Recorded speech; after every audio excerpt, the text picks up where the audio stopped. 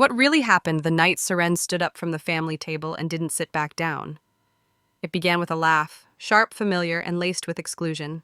To outsiders, it looked like any other upscale dinner in Austin, but beneath the chandelier's glow simmered years of silence, sacrifice, and quiet strength. Seren had been cast as the quiet one for too long, but that evening something cracked, and what followed wasn't drama. It was clarity, long overdue and razor sharp. Hey friend, you made it through another day. Reward yourself with a hot cup of tea and a great story. Comment 1 to join us. When Seren walked into the Dominion Flame, a high-end steakhouse smelling of power and polished pretense, she already felt the tension clinging to her skin like the Texas heat. The guilt in her mother's voice had brought her there, not a genuine invitation. Even before she entered, she debated turning back, rehearsing excuses, an emergency, a flat tire, maybe even faking illness, but she didn't. Because guilt, especially the kind wrapped in family expectations, was heavy, and Seren had carried it for years. Inside, the atmosphere buzzed with elegance and performance. A long table stretched beneath the chandelier, filled with familiar faces that once meant safety. Cousins she'd grown up with, aunts who'd babysat her, the mother who once wiped her tears. Yet no one noticed her arrival at first, and when they did, Darian, her cousin, greeted her with a smirk and a passive-aggressive jab. "Look who finally decided to show up," he called, loud enough to pull attention. The implication was clear. Seren had become too successful, too distant, maybe even too different. As she moved toward an empty chair at the end of the table, Elra, another cousin, stopped her cold. She said with a smile that cut deeper than a blade. "That seat's for Uncle Leo. You know, family." The word family dropped like lead. Darian added, without even looking at her, that the table was full. She should sit at the spare table behind them. No one objected, not even her mother. And so Seren did as she always had. She swallowed her pride, pulled out a chair nearby, and sat quietly beside the table, not part of it. She ordered a black coffee, her way of staying grounded. The table buzzed without her. No one asked her anything. No one looked her way unless it was to mock. She wasn't just being excluded, she was being erased. Once the quiet bookworm, now the successful woman they couldn't ignore but wouldn't respect. Her presence was tolerated but not welcomed. Her success was admired only when it benefited them. They didn't say it outright, of course. Families like this rarely do. They used silence as a scalpel, jokes as cover, and performative toasts as shields. Seren sat there, the outsider with a wallet, expected to smile, shrink, and pay. But this time she didn't flinch. This time she watched. Every smirk, every dig, every clink of a glass was another thread unraveling the illusion of unity. She hadn't said a word yet, but already the silence was beginning to speak for her. As the evening unfolded, Serene's coffee remained untouched, its heat long gone, yet its bitterness still mirrored the taste in her mouth. Around her, the table moved in rehearsed rhythm. Wine poured, jokes flung like darts, toasts raised in false unity. Every gesture, every laugh, every glance carefully ignored her, as though she was invisible unless someone needed a punchline. They called this togetherness, but to Seren it felt like theater. A cruel performance where she was always cast as the ghost on the fringe. Then came the moment that sharpened everything. The waiter arrived with menus, sleek and leather-bound, as if the food required costuming too. Darian took the lead, ordering Wagyu steak, lobster, and a bottle of vintage Cabernet with the ease of someone spending someone else's money. Elra followed suit, her giggle high-pitched, almost proud. No one asked Seren what she wanted. No one even looked in her direction. The meal had already been decided, for them and by them. She was merely the unspoken sponsor of the evening. Darian glanced at her then, flashing his too-practiced smile. "You good with that, Seren?" he asked, voice smooth, tone falsely generous. She met his gaze, steady. "Sure, sounds festive." Her voice was calm, measured, an armor she had perfected. Darian grinned wider, triumphant. "Knew you'd be cool. You always come through." And that was the real problem. She always had. The appetizers came. Crab cakes, foie gras, truffle fries she hadn't ordered. The table glowed with indulgence. Laughter grew louder, not warmer. No one asked about her business. No one mentioned the company she had built from scratch, or the Forbes feature that had shined a spotlight on her success. Instead, they passed bread and expectations like heirlooms, carefully polished and passed down. And Seren, serenely still on the outside, simmering within, watched it all with a clarity she hadn't allowed herself to feel until now. Then came the jab disguised as a joke. Darian leaned back and said, "Some people forget their roots once they have a little cash." And without skipping a beat, Elra laughed and locked eyes with Seren. That laugh, it wasn't humor. It was a challenge. A spark lit in Seren's chest. She had felt this before, as a child at birthday parties during awkward holidays. The quiet digs, the inside jokes that excluded her, the way her mother always told her to let it go. But tonight, Seren wasn't letting anything go. They thought she was still the quiet one, the family's shadow with a bank account. But what they didn't realize was that Seren hadn't come to pay for dinner. She had come to measure the cost of belonging, and every word they said, every smirk they wore, was another item tallied. She wasn't just watching anymore, she was calculating. And this time, when the final bill came, it wouldn't just be for the food. Seren had spent her whole life being asked to be the bigger person. When her cousins mocked her in school, her mother smoothed her hair and whispered that boys tease girls they're threatened by.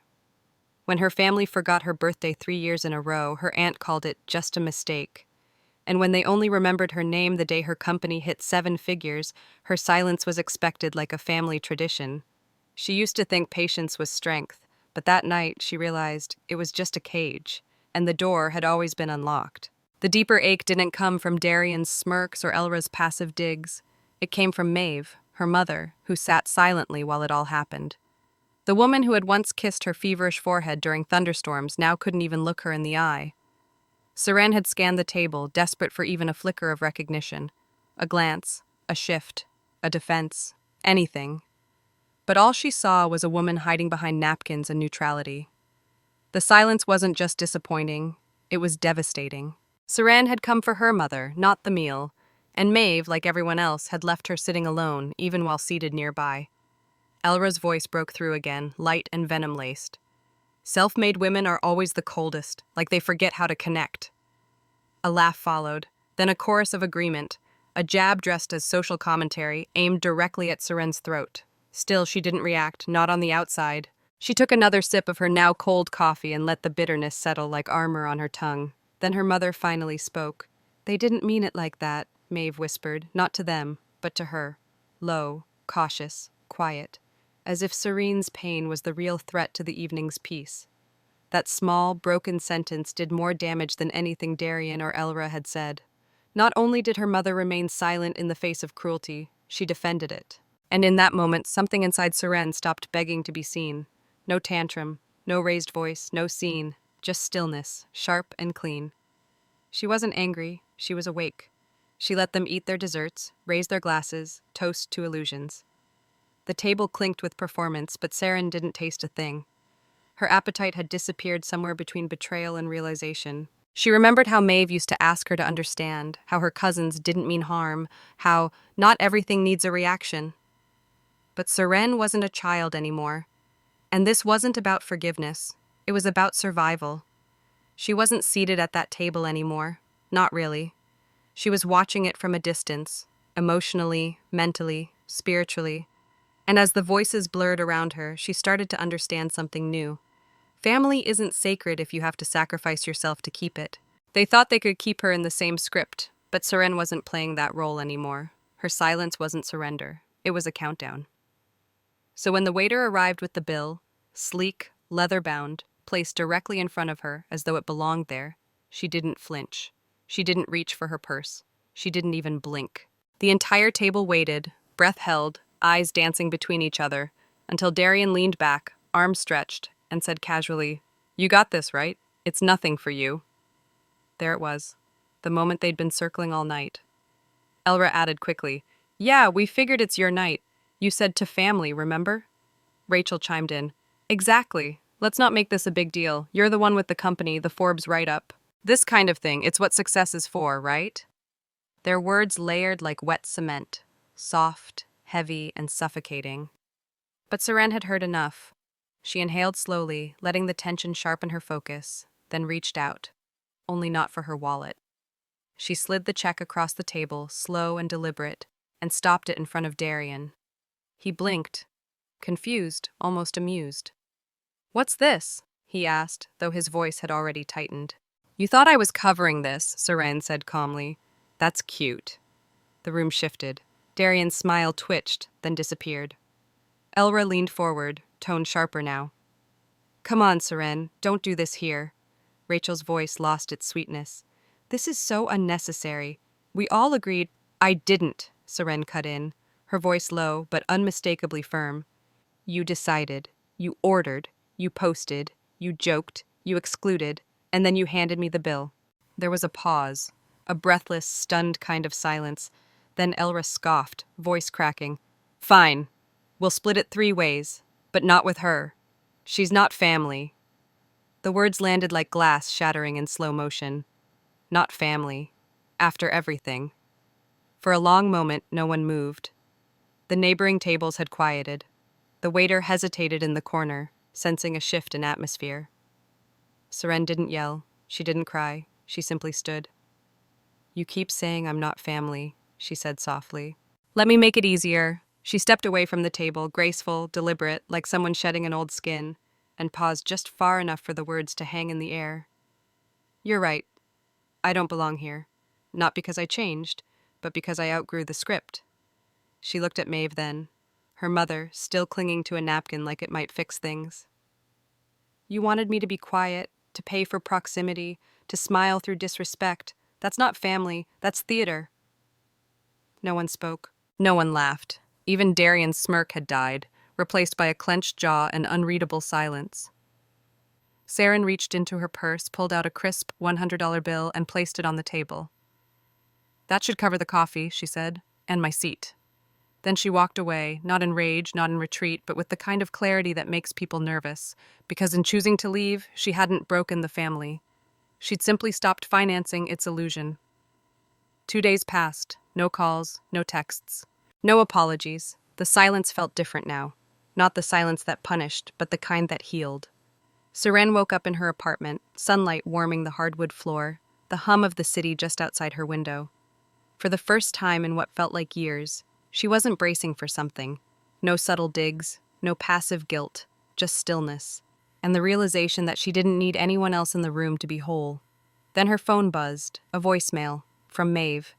Saren hesitated.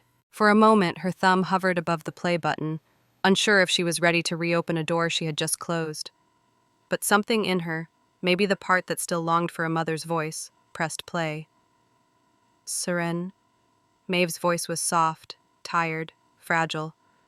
I don't expect you to forgive me, and I won't pretend I didn't make things worse. I was scared. That's not an excuse, I know. But I should have said something. I should have stood up for you. And if you never come back, I understand. I just want you to know I love you. Click. No follow-up, no justification. Just a quiet voice echoing across a long bridge of silence. For the first time in days, Seren felt tears prick at her eyes. Not from anger, but from release. Her mother hadn't asked for anything. She hadn't tried to rewrite the truth. She had simply left the door open. But the story wasn't finished. Later that night, another message arrived, from Elra. Hey, I just wanted to say I'm sorry if things felt weird. I know it got awkward. I still love you. You know that, right? No punctuation, no ownership. Just the same old sugar-coated narrative, soft, polished, and hollow. Seren didn't reply. Curious, she opened Instagram. A new story had been tagged. A cheerful boomerang from that night, wine glasses clinking, smiles plastered across familiar faces. The caption read, "Family over everything." Saren was tagged, but the frame cut her out, only her elbow visible. Present, but erased. It wasn't an apology. It was branding. And Seren? She was done being a prop. The next day, she opened her laptop. Her company's dashboard glowed with metrics, growth charts, real results. This was the world she had built, brick by brick, with no borrowed hands and no family shortcuts. In the reflection of the screen, she caught her own gaze. Strong, certain. I didn't lose them, she whispered. I found myself. Later that evening, standing on her balcony with a glass of wine, the skyline of Austin stretched out before her. The city didn't ask her to smile. It didn't demand apologies. It simply let her breathe. Her phone buzzed again. Another photo, this time from her aunt's backyard. The rest of them gathered around a fire pit, laughing. The caption, "Real ones only, family first." She didn't zoom in, didn't wonder who was missing. She placed the phone face down on the counter and turned back to the stars. You can still love someone and still leave. That was the truth they never taught her. Because family doesn't end when love runs out. It ends when dignity begins.